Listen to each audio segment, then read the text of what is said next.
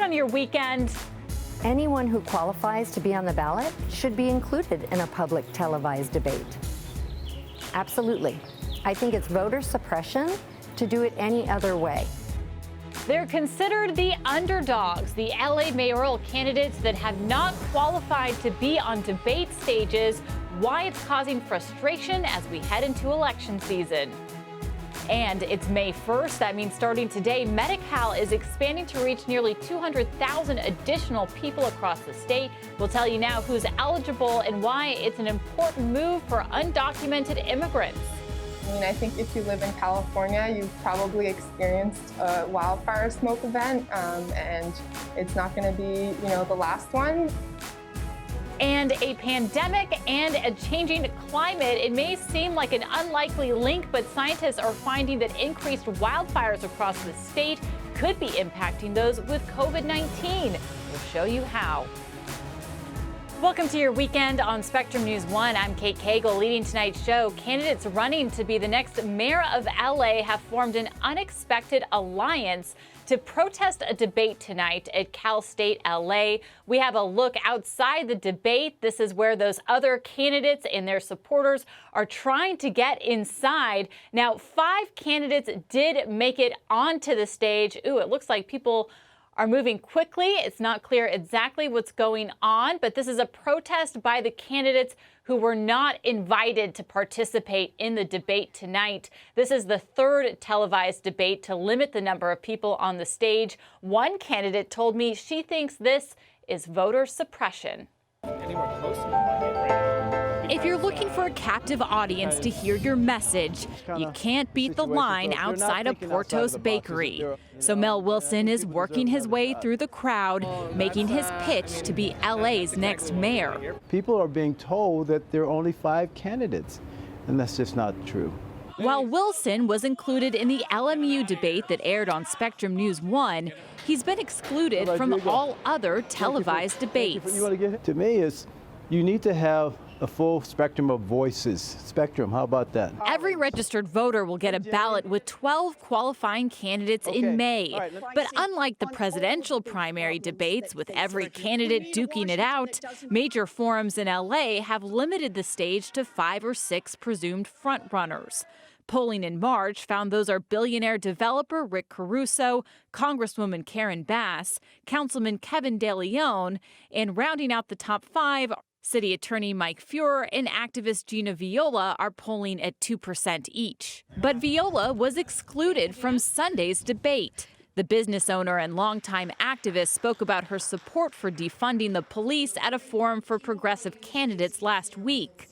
She's been told she's not viable. I would beg to differ. I mean, in less than 2 months, we are outpolling somebody who's been running for a year and a half and has name recognition. He's a city council member, right? And we're tied with a city attorney who has name recognition and has also been running for a year and a half. The same poll that had her at 2% found nearly 40% of voters are still undecided. Anyone who qualifies to be on the ballot should be included in a public televised debate. Absolutely.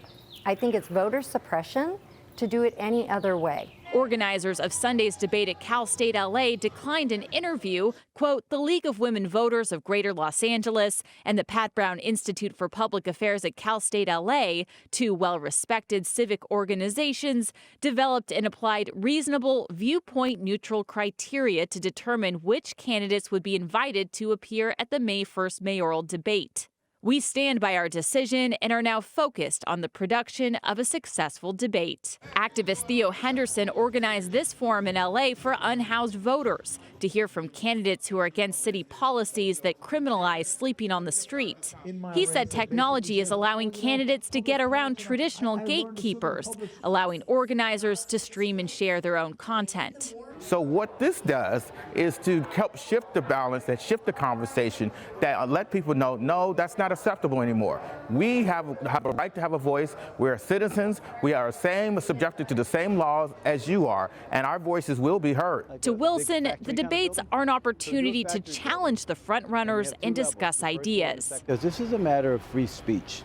It's a matter of giving the voters the ability to see who their choices really are. Mel Wilson, nice to meet you. Getting shut out won't stop his campaign. He believes voters can see the status quo is not working and are eager for something else.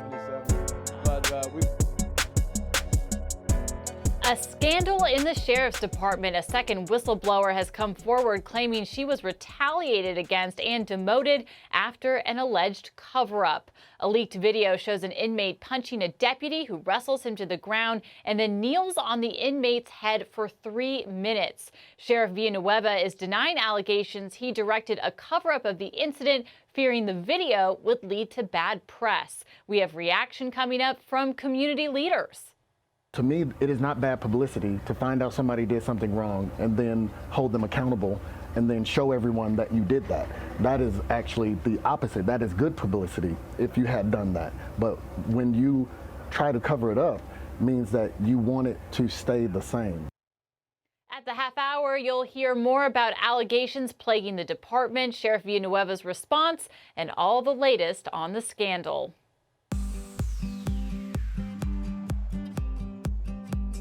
Today is May 1st, and that means May Day events happened all across the county to mark International Workers' Day. In fact, all across the world. In downtown LA, a rally in March was organized by immigrant rights activists celebrating essential immigrant workers and their contributions. Hundreds of people gathered for the event, demanding economic and racial justice.